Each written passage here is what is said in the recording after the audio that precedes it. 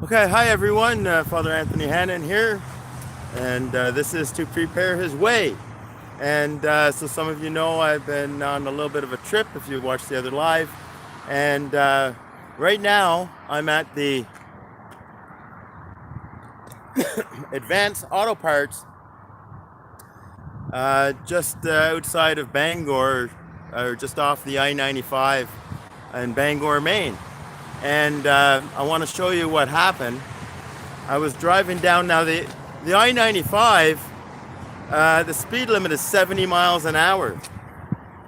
And long story short, I was on a tight schedule to get to New Brunswick for the cemetery service for my uncle. And, I was kind of rushing it. And I wasn't planning on going that fast on this, pulling this trailer. But I'm going to show you a couple things. Let me switch this around. So here's my truck, my 10-year-old truck, which was given to me by my dad,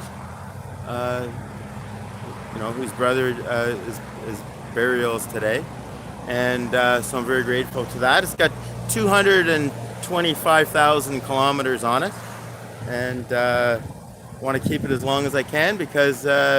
Well, my dad gave it to me. It's pretty awesome. Anyway, here's my 2011 Spree Escape KZ trailer. And what happened was I'm driving down the I-95 and I checked my towing mirror and I'm looking back here and all I see is like brown. It's just brown. And what happened, this is like a fiberglass covering, right? Where's my finger here? Can you, there. Okay, this is a fiberglass covering. And it, I hadn't been up to date on the caulking on this. It's starting to dry out. So some air got in it, some wind got in it and pushed the whole thing back. And then it's missing some pieces here, and like it flew off. It's gone forever unless I want to go search the I-95, and then this part here came off. So this whole arm had come off, and this which is the awning, which is a spring-loaded awning, was in danger of falling down and causing a huge accident. So this is, I'm going to call this the cross between a MacGyver solution and a red-green solution. Because, so everyone knows what MacGyver is. He's good at improvising and this type of thing. I'm on the side of the I-95 and vehicles are going by at 75 miles an hour. And, I pulled over, had about, 4 feet on one side there. And so what am I going to do? I can't drive it like this. And, but red, green, he would use duct tape. He would use duct tape. But I find that duct tape isn't as good as the tuck tape. The tuck tape is much better. It's much stickier. And it's waterproof and everything like that. So I've just fixed that. Now, I'll show you on this side. I don't know how well you can hear me because there's traffic here. On this side, I'll just switch this around here. There's this running light, it's not a signal light, I don't think. Oh, it might be, but I don't think it's a signal light, but it's a running light. And now when I was on the I-95, after about 10 minutes, a state trooper, or whatever they're called, came by. And anyway, that covering, it ripped off there. By the way, there's Vicar.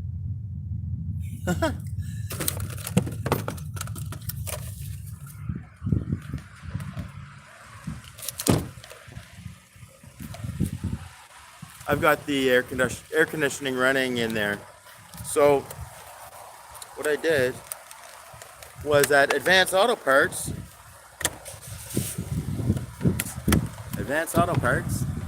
free advertising, for I think it was about $6.50 US, I got a replacement. Let's see. How much was it? No, it was $6.11. So that's probably about $8 Canadian or so. The only thing is they didn't have any self-tapping screws, and I don't think I have any either. So I'm going to go down to down the road. There is there's a hardware store, and I'm going to go there and pick up a couple screws, and I'm going to see if they have any. I don't know if tuck tape is a Canadian thing or not, but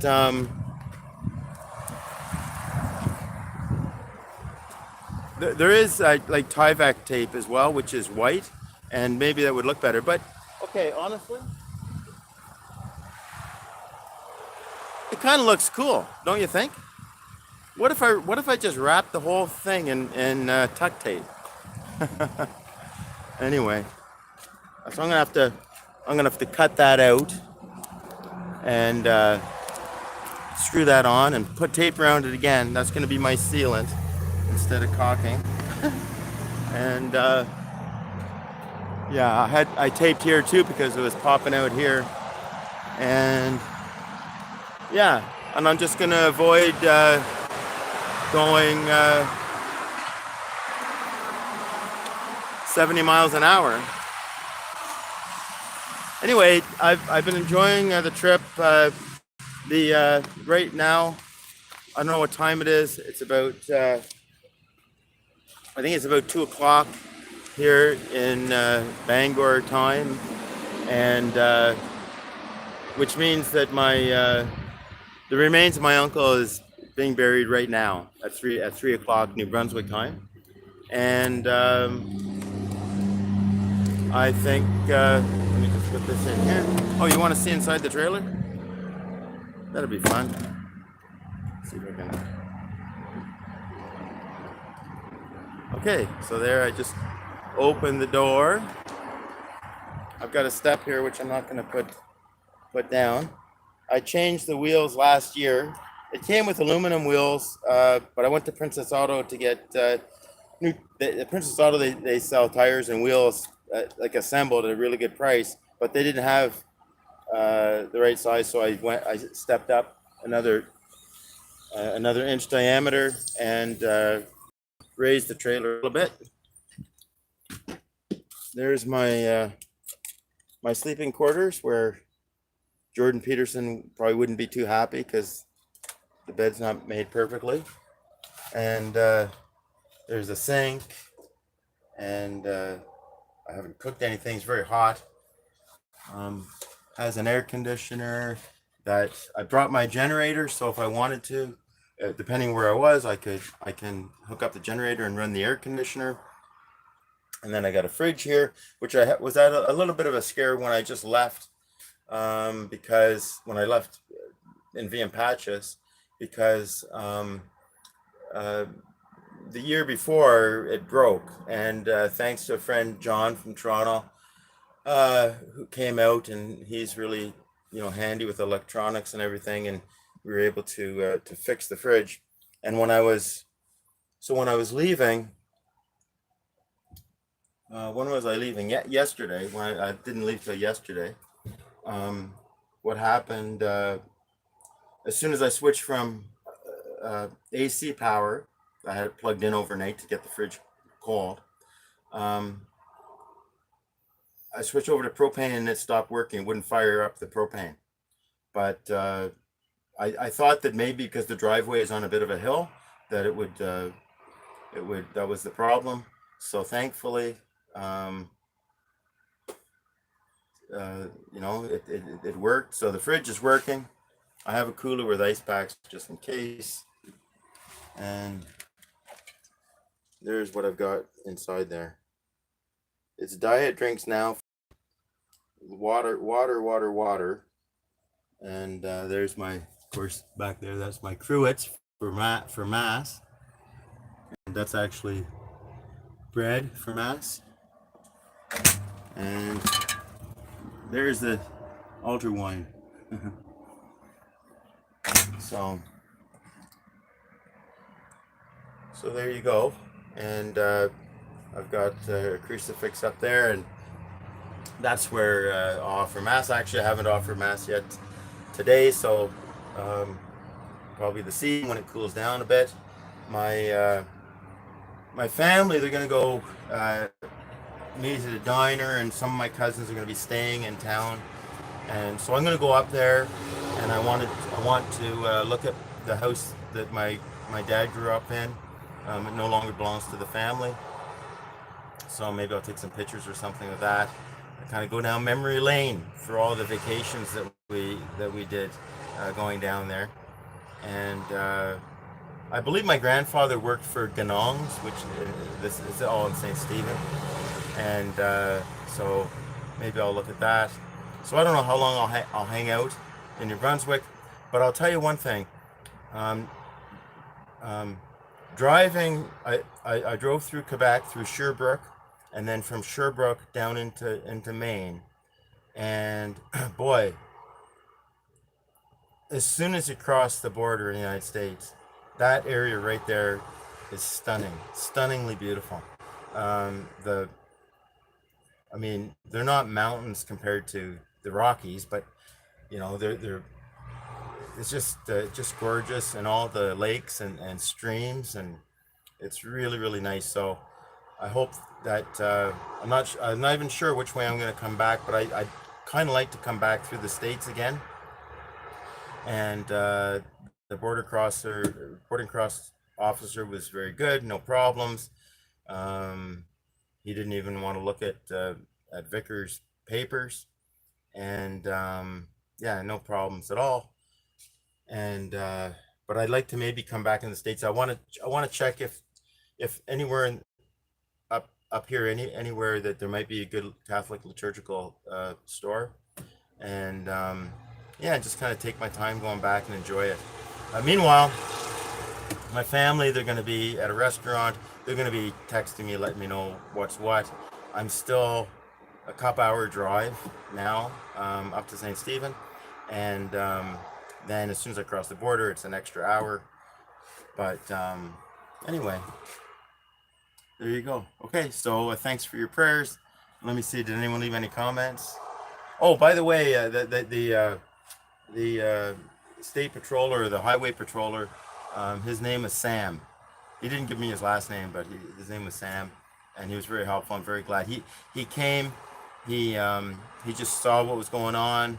I explained what was happening, and he says, "Okay, well, why don't I just stay behind you with his lights flashing, his police lights on, until I get it fixed, unless he gets a call, an emergency call or something." So he stayed there. I was probably there for, half an hour or more fixing all of that. And so Sam, thank you very much. God bless you. May you receive your reward for being kind to one of the Christ's disciples. Or he didn't do it for that. He's just a good guy. I mean, he's just doing a job, really, doing his job. Let me see if anyone left any chats.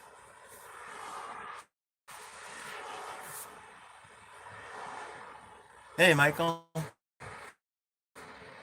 I think that's it. So, okay, very good. I got my nice safety vest on. I still have it on. So I guess I'm gonna go down to the hardware store and see if I get any screws there, and any tape. And I have to find a spot too.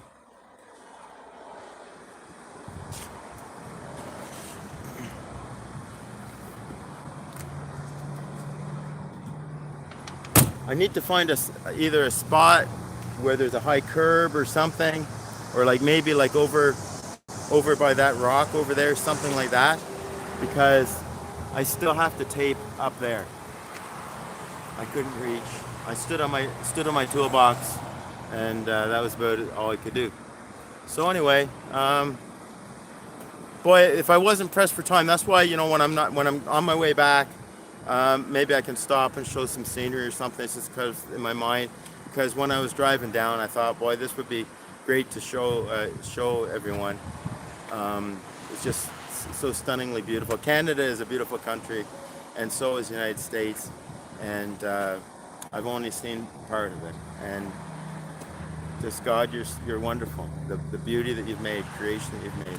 Okay, the Lord be with you.